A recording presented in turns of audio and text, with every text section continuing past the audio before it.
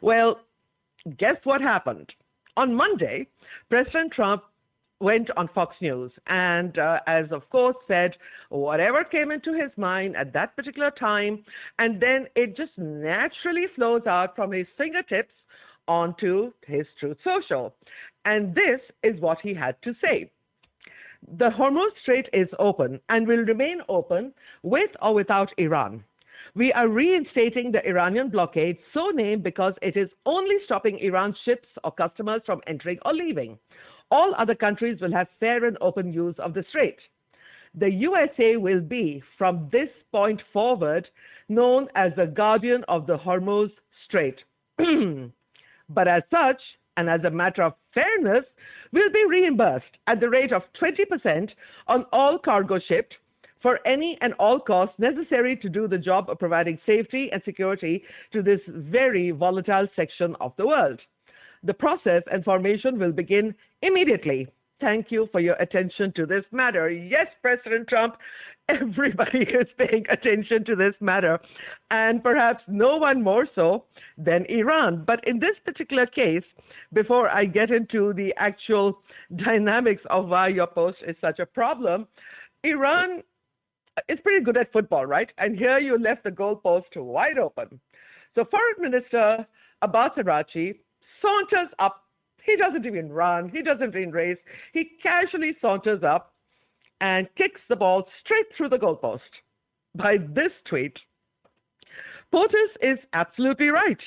Whoever provides security and safe passage of commercial vessels through the Strait of Hormuz should be compensated for this service. Iran has always been the guardian of the strait and will remain so forever.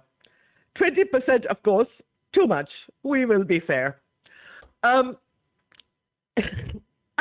don't have the words. I literally do not have the words. This whole crisis of the Strait of Hormuz began because Iran said that they would charge upwards of between 1 and 2% to ships passing through the Strait of Hormuz as a fee. Originally, they said it was a toll, but then they realized a toll is illegal.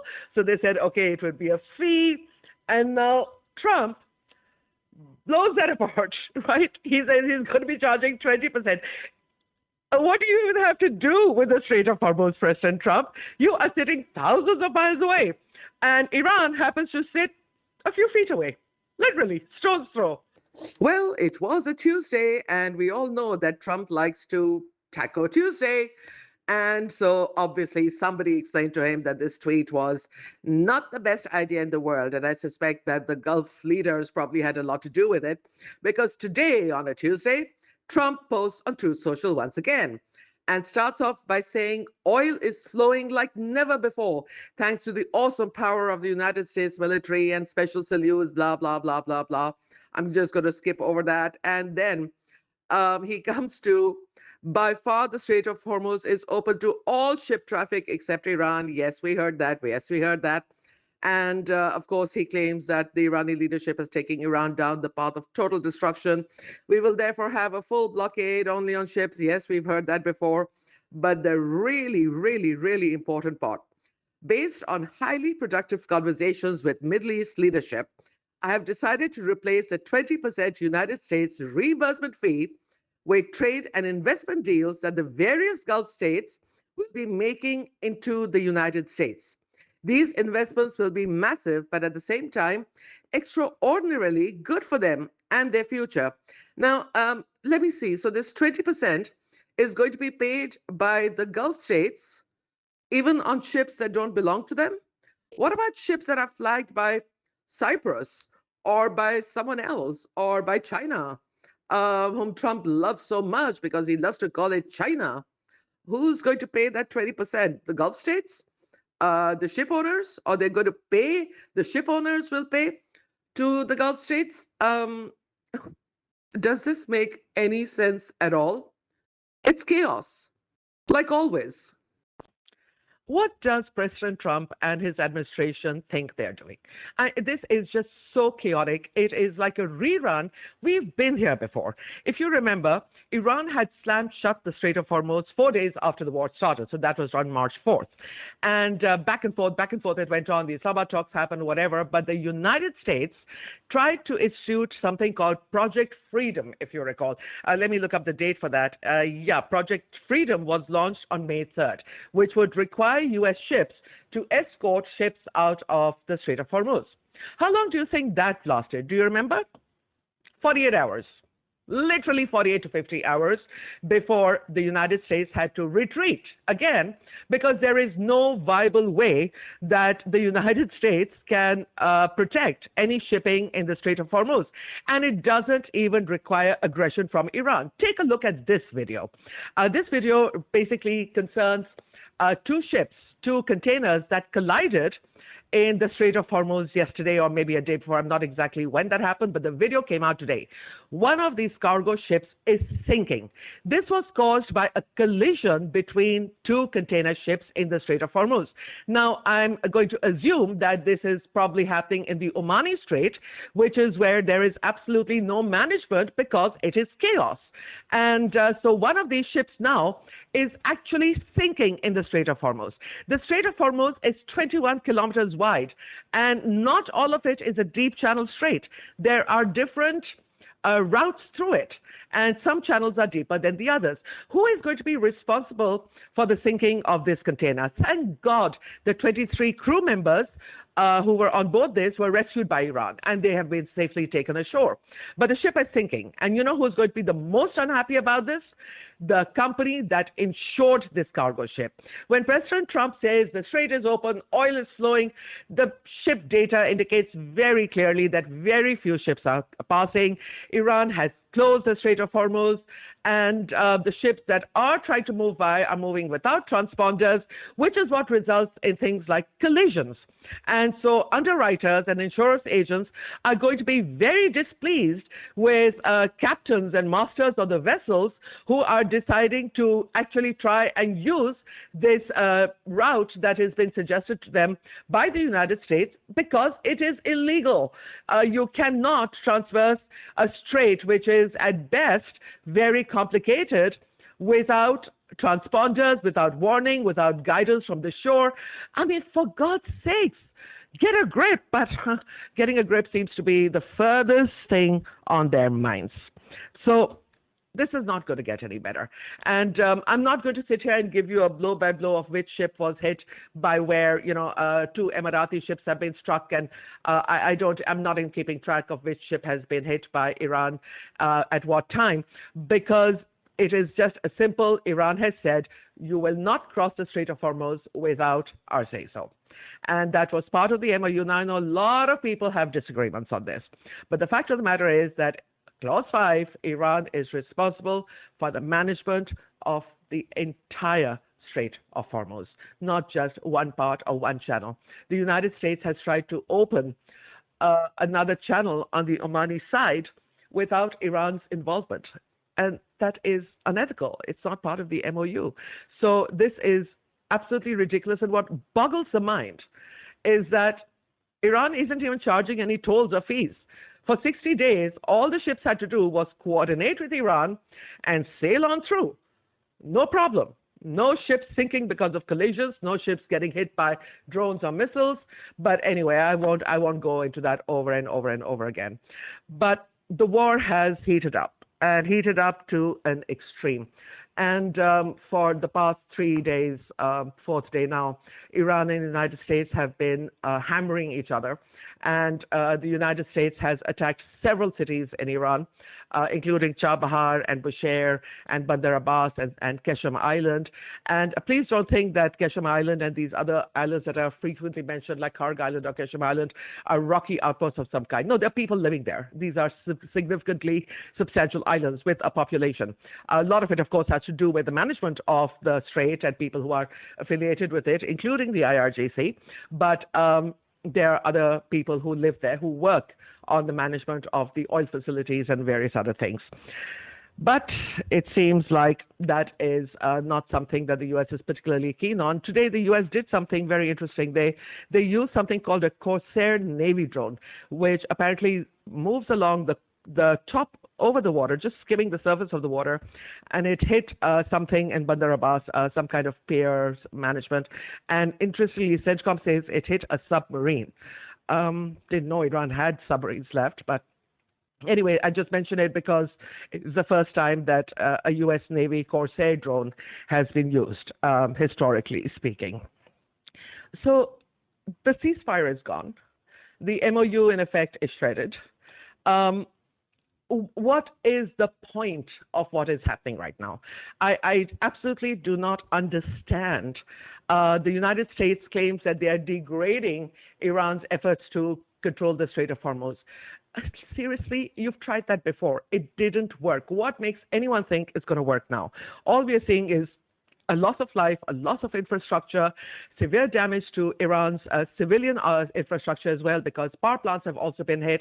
And meanwhile, Iran has been striking U.S. bases in Kuwait, in Jordan, in Qatar, in Bahrain, and that is also causing a lot of damage in those countries. And it's not just the damage that is happening to the U.S. bases, but the trauma that civilians go through in all the countries around the Gulf region, be it Iran or be it Bahrain or be it any of these places.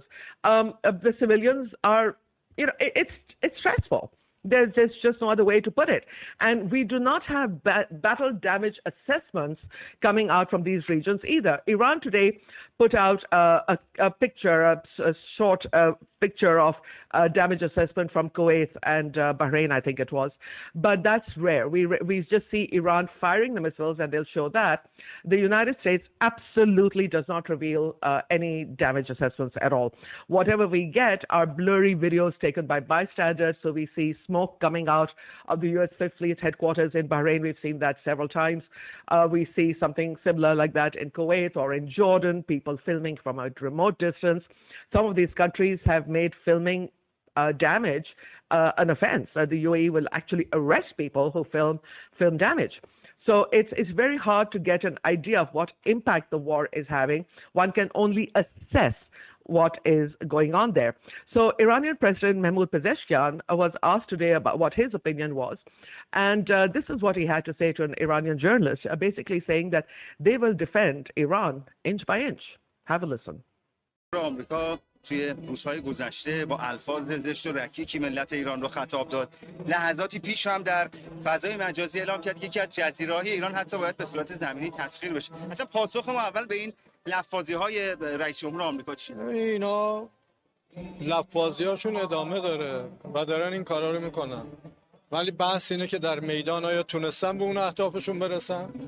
آدمایی که تصمیم گرفته بودن ایران ما رو تیکه تیکه کنن الان نهایتاً به کجا رسیده کارشون؟ ما در عمل آنچه که باورمونه، اعتقادمون از وجب به وجب خاکمون دفاع خواهیم کرد و این حرفای بی‌ادبانه‌ای که اونا میزنن شایسته اوناست، شایسته ما نیست. و ادامه مسیر رو چطور ارزیابی می‌کنید برای ملت ایران؟ ما قدم اول اینه که باید وحدت و انسجام داخلی حفظ بشه.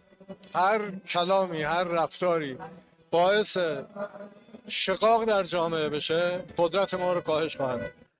And shout out again to a fellow journalist, Ryan Rosebayani, who translates all of this content from Persian into English and very kindly allows us to use his work as well.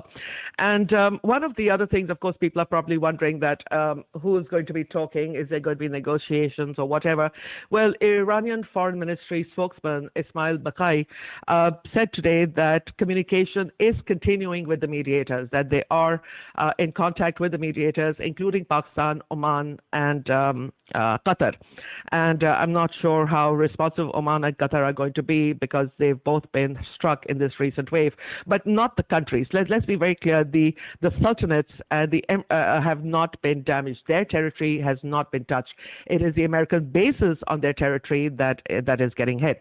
So Mr. Baqai said that the discussions are continuing to prevent further escalation, and he believes that the role of the mediators is to continue efforts to prevent the escalation of tension in this region. At this point, I'm not sure exactly what can be done to de-escalate, because we've been down this route before, and until there is some substantial good faith from the United States, we're just going to go spinning in the same a rut over and over and over again. I mean, the MOU was a pretty decent document, and everybody thought so. That's why everybody signed off on it. And then the U.S. administration started backing out from it, like really very early on. The biggest problem being that they started trying to run ships running in the dark without transponders. And, you know, a lot of people ask me why I think that's an issue. I think that's an issue because why would you want to do that, right? What is the intent? Why do that? Well, the intent is, in my opinion, that the U.S. wants to present a fait accompli to Iran after the 60 days of the MOU were over, basically saying, you know what, we don't need your permission, and we didn't need it in the 60 days either. We were still running ships through the Strait of Hormuz without your input or say-so. So you are not in charge of the Strait of Hormuz. So it was basically undermining Iran's position that they're responsible for the Strait of Hormuz. And that was kind of a, you know, it could have waited, but I think they were just trying to give weight to the argument that the Strait of Hormuz can function just fine without Iran management. Well, I think the sinking of the ship that we showed to you earlier shows that no, a strait needs some form of management, whether it's going to be Iran and Oman, or just Iran, or just Oman. I don't, but the United States, so not happening. I mean, the unrealistic proposal of having United States Navy personnel try to guide ships, which they don't even know about the shoals and the reefs and where there is where the water is shallow, where the water is deep. How are they going to even do this? It's going to be chaos. And now, speaking of straits, let's pop on over to the Bab al Mandeb. That means the gate. Bab is an Arabic word for gate. Mandab means tears. And that is the Bab al Mandeb, which is controlled by Yemen. But Yemen is not a unified country. I'm sure many of you must have been hearing about or picking up in the news that there have been problems in Yemen. And I'm not going to go into excessive detail for you. I don't want to confuse you. I just put out just some basic facts so you get a sense of what is going on there. Yemen has been in a civil war since 2014. But and it has been a humanitarian disaster, absolutely devastating. But in 2022, the UN mediated a truce between all the warring factions, and somewhat it was holding. Now, the issue is that the Houthis, who are the ones that you hear about the most, are really centered in the north of Yemen. And now I want you to take a look at this map, because I think it will help you understand the area along the strait, or the Bab al Mandeb, is all controlled by the Houthis, right? This is the northern part of Yemen, which includes the capital, Sana'a. The rest of the country is divided up, and you have the Southern Transition Council, which is backed by the United Arab Emirates, and you have the internationally recognized government, which is now headquartered out of Aden, which is backed by Saudi Arabia. And I don't want to get into the conflict about the UAE and Saudi Arabia over the south of Yemen right now, because I think that's a story for another day. So let's just stick to the Houthis in the north of Yemen. And they are affiliated with Iran, and they have been getting support and funding from Iran for a very long time, and has consistently maintained that they will shut down the Bab al Mandeb if Iran says so. They are at this point possibly likely to shut it down even without Iran say so, because of what happened in the past couple of days. Basically, the Houthis sent a delegation from Sana'a International Airport to Tehran to participate in the funeral of the late Ayatollah Khamenei.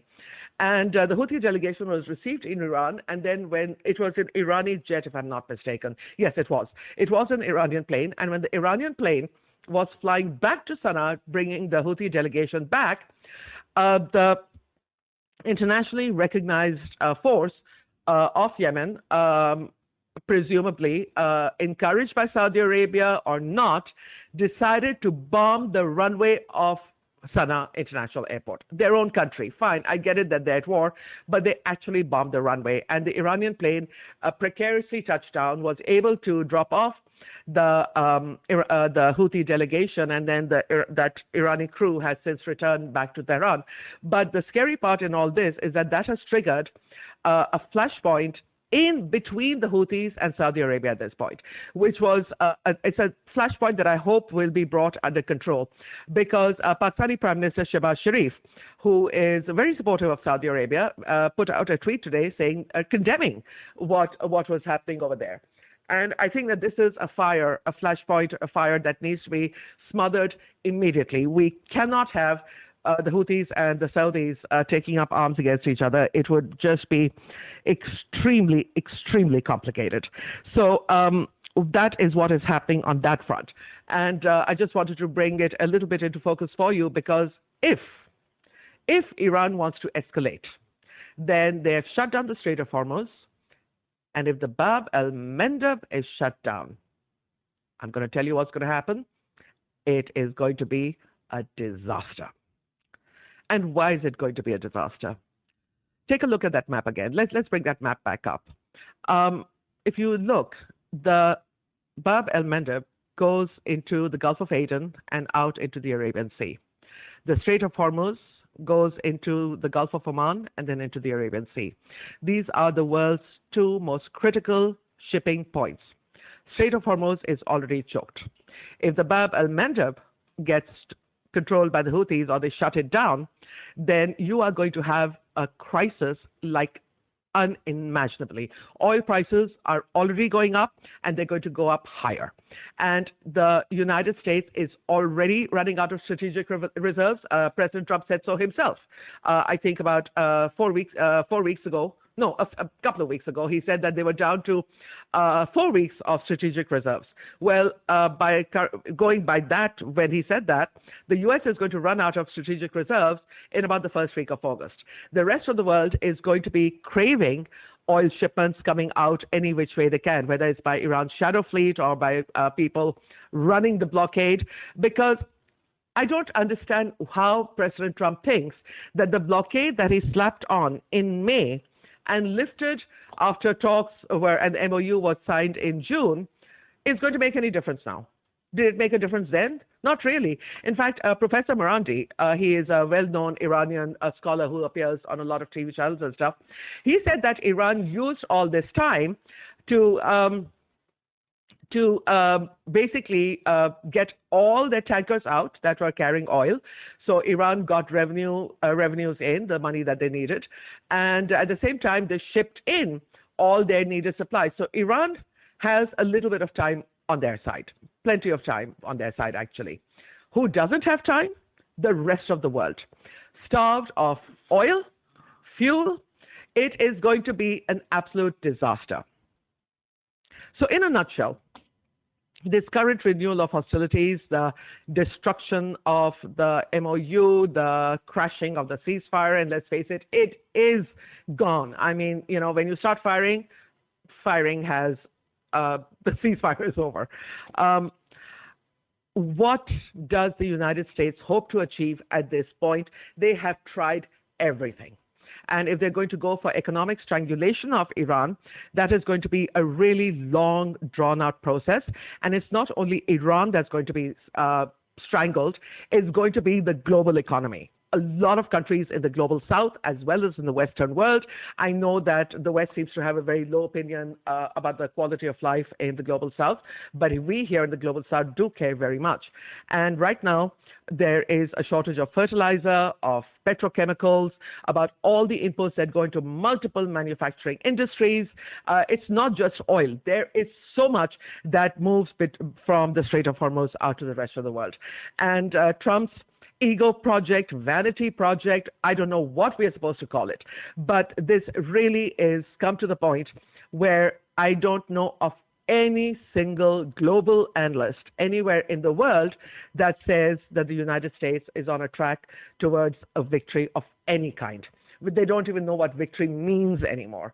At this point, it is a stalemate where how long are you going to flog flog this dead horse. It's over.